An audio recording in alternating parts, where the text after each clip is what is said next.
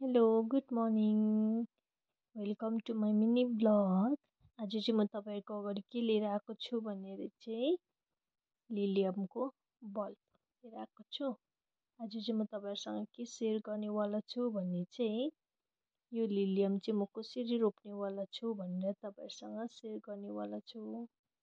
आशा राख्दछु तपाईँले मेरो भिडियो लास्टसम्म हेरेर साथ दिनुहुन्छ भनेर। यो चाहिँ हो मेरो लिलियमको बल्ब। यो चाहिँ अब रोप्ने टाइम भइसकेको छ र यो चाहिँ हो मेरो लिलियमको लास्ट इयरको ज्याङ। यो चाहिँ ठुल्ठुलो भइसकेको छ र यो पट चाहिँ मैले अस्ति रेडी गरिसकेको थिएँ नि त।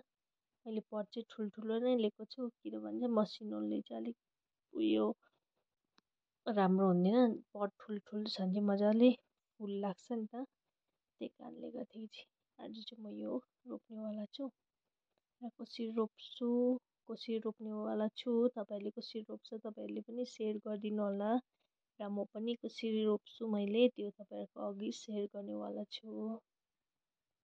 सक्नुहुन्छ मजाले आएको छ टुसाहरू। यो चाहिँ रेडी भइसकेको छ रोप्नु लागि र यो चाहिँ हामीले टुप्पा टुप्पामा नरोपेर यो जुन चाहिँ बल्ब छ त्यो चाहिँ अलिक भित्र हालेर जुन चाहिँ पला छ त्यो चाहिँ अलिकति मात्रै बाहिर निकाल्नु पर्ने हुन्छ किनभने चाहिँ अब यो अल्को अल्को हुन्छ फुल लाग्दाखेरि चाहिँ यो वेट फुलको वेट भएर चाहिँ यो लड्ने चान्सेस हुन्छ। त्यही कारण यो बल्ब चाहिँ अलिक भित्र हाल्यो भने चाहिँ लड्ने चान्सेस चाहिँ हुँदैन। त्यही कारणले गर्दाखेरि चाहिँ मेरो यो फाइनली कम्प्लिट भइसकेको छ। तपाईँले हेर्नु सक्नुहुनेछ मैले रोपिसकेँ।